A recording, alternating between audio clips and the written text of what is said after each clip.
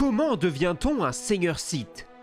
Dark Vador, Dark Sidious ou bien encore Dark Maul, Star Wars doit une énorme partie de son succès au charisme de ses antagonistes. Les films nous permettent d'assister à une part importante de la vie de ces différents personnages.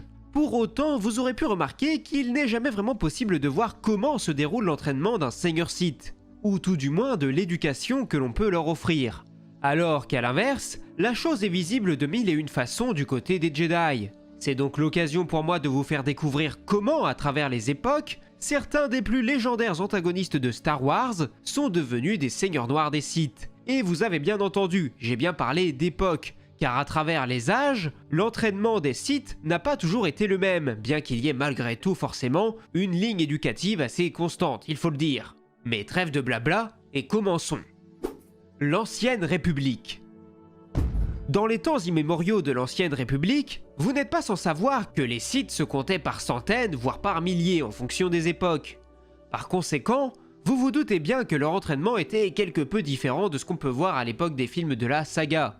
Ainsi, de la même manière que les Jedi, les Sith ont également été amenés à concevoir des académies sur tout un tas de mondes à leur disposition. Mais avant cela, les nouveaux Sith tels que Freedon-Nad ou Exar Kun ont dû recevoir l'enseignement des Sith déjà morts depuis très longtemps, avant de pouvoir voler de leurs propres ailes, ce qui rendait la chose beaucoup plus difficile. Mais il faut aussi admettre que cela permettait également de se montrer très sélectif vis-à-vis des quelques candidats qui osaient se lancer sur cette voie, car seuls les plus forts en sortaient vivants. C'est plus tard, lors de la révolte menée par Revan et Malak, que la principale académie Sith a pu être réouverte sur Korriban.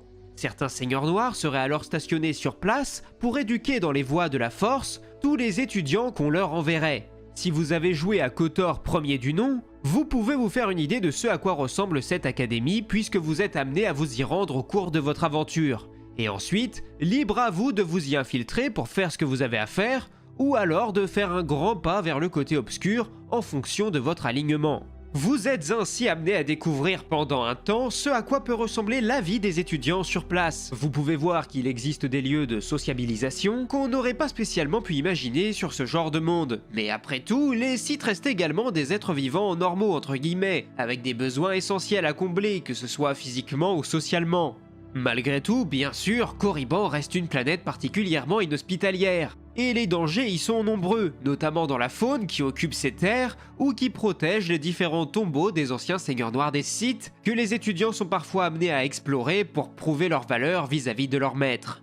Ensuite, nous pourrions également évoquer le cas de la période présentée dans SWTOR, le fameux MMORPG qui vous propose d'incarner tout un tas de personnages différents au sein de cet univers, et notamment des Sith. En effet, vous avez quand même le choix entre plusieurs classes, le guerrier ou l'inquisiteur, et ces deux voies qui vous sont proposées vous permettent de découvrir deux types d'entraînement différents. Comme tous les étudiants, vous allez d'abord devoir faire vos preuves sur Korriban avant de vous faire remarquer par un seigneur Sith de plus haute importance, qui sera amené à vous prendre sous son aile. Bien sûr, le guerrier sera essentiellement amené à développer ses talents dans la force de combat brute, là où l'inquisiteur développera essentiellement des pouvoirs de la force qui lui sont propres. Cependant, n'oublions pas le côté perfide des Sith, et que ceux-ci ne reculent devant aucune malice pour se mettre en avant parmi leurs congénères. Et il n'est pas rare que les étudiants s'affrontent entre eux, ou qu'un élève tue son maître pour prendre sa place, ainsi que pour prouver sa valeur. Le cas le plus parlant est sans aucun doute celui de Dark Bane, légendaire seigneur noir des Sith, reconnu pour avoir bousculé l'ordre établi.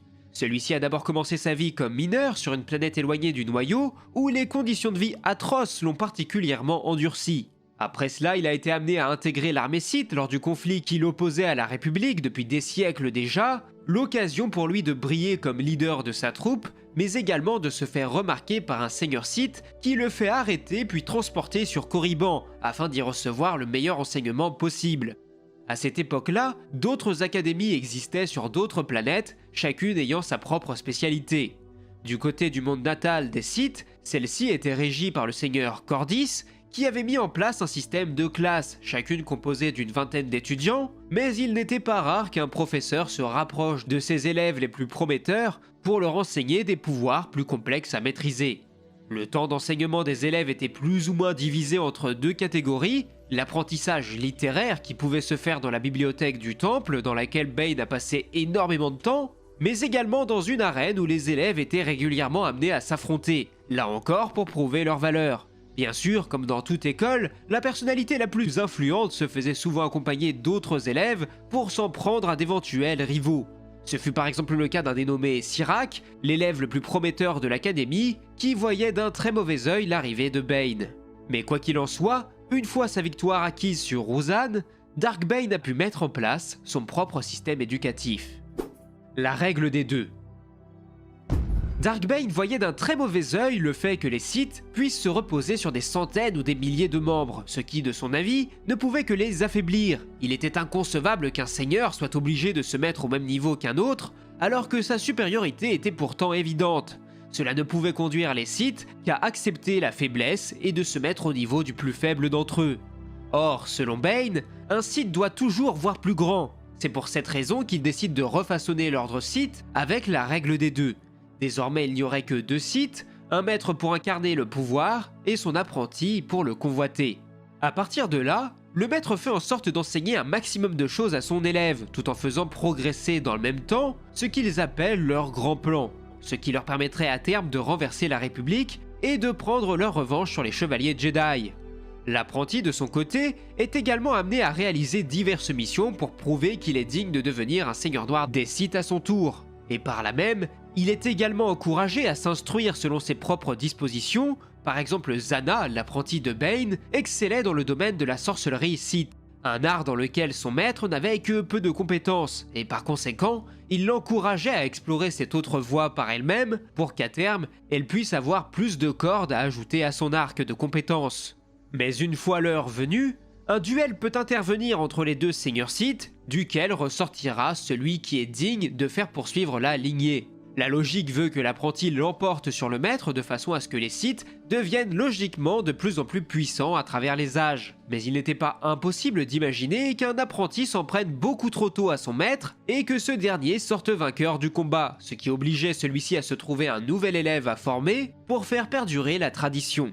De la même manière, lorsqu'un maître estime que son élève n'est pas à la hauteur de ses attentes, il peut également tenter d'en former un second en secret. Ce fut par exemple le cas de Dark Tenebrous, le maître de Dark Plagueis, qui estimait que son premier élève ne serait jamais à la hauteur, et qui par conséquent avait commencé la formation d'un second élève, un dénommé Dark Venamis. Cependant, lorsque Plagueis terrasse son maître, ou plutôt le laisse mourir, Venamis aura le malheur de découvrir qu'il était très loin d'être à la hauteur et que ce choix de s'en prendre au Moon n'était pas particulièrement judicieux, étant donné que Plagueis de son côté va s'exercer sur son corps durant des années dans sa quête d'apprentissage de l'immortalité, s'amusant même à le tuer et à le ramener à la vie un nombre incalculable de fois, à un tel point qu'on arriverait presque à plaindre Venamis tant son sort est pire que la mort.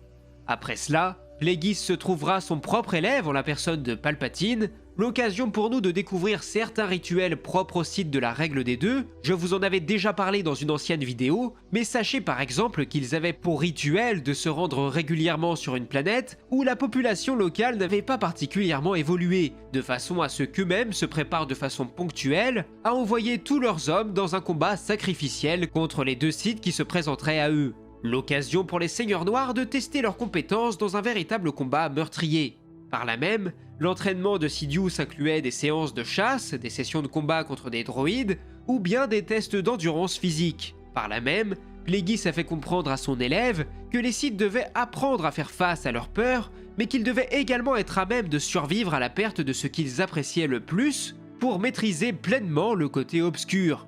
Le but de cet entraînement était également de faire prendre conscience à l'élève qu'il fallait parfois mettre de côté certaines notions de moralité au profit d'un objectif bien plus grand. Et oui, là où les Jedi se mettent des barrières qu'ils ne peuvent et ne souhaitent pas franchir, un bon seigneur Sith de son côté n'en a aucune et ne recule devant rien si tant est que cela lui permette de faire avancer son plan.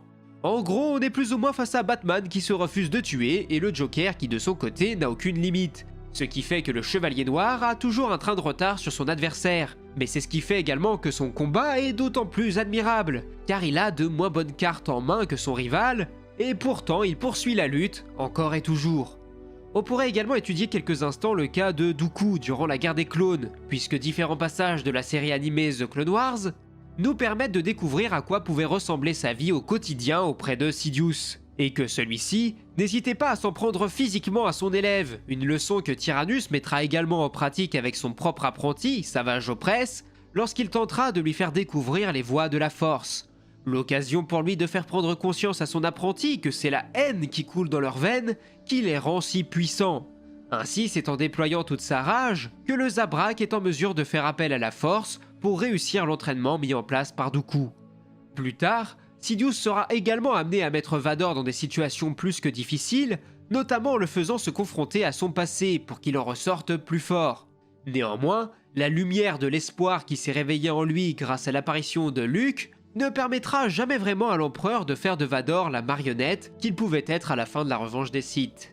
L'ordre du Sith unique.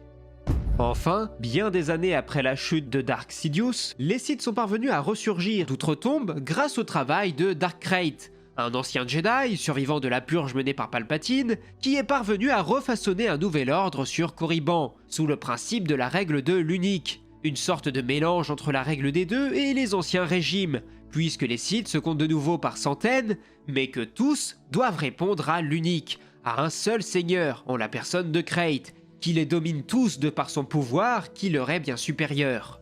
Au sein de cet ordre, bien que nous n'ayons que peu d'infos à ce sujet, il n'était pas rare qu'un élève talentueux soit recommandé par son maître auprès du seigneur Krayt, et que ce dernier ordonne à l'élève en question de tuer son enseignant, afin de prouver sa légitimité dans un premier temps, mais aussi qu'il puisse également prouver sa dévotion.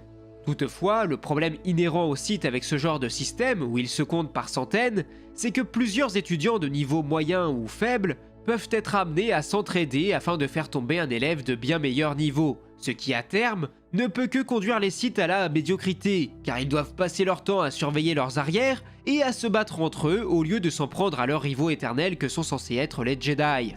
Mais sur ce, je pense que j'en ai assez dit, j'espère que cette vidéo vous aura plu. Je vous invite à me proposer d'autres sujets de vidéos dans les commentaires si vous avez de bonnes idées. Et au passage, j'en profite pour remercier toutes les personnes qui me soutiennent, que ce soit ici ou sur Tipeee. C'est grâce à vos dons que je peux et que j'ai envie de vous produire toujours plus de grosses vidéos. Quoi qu'il en soit, nous on se retrouve très vite pour d'autres vidéos et d'autres analyses. C'était Absolute et que la force soit avec vous, à la prochaine, ciao.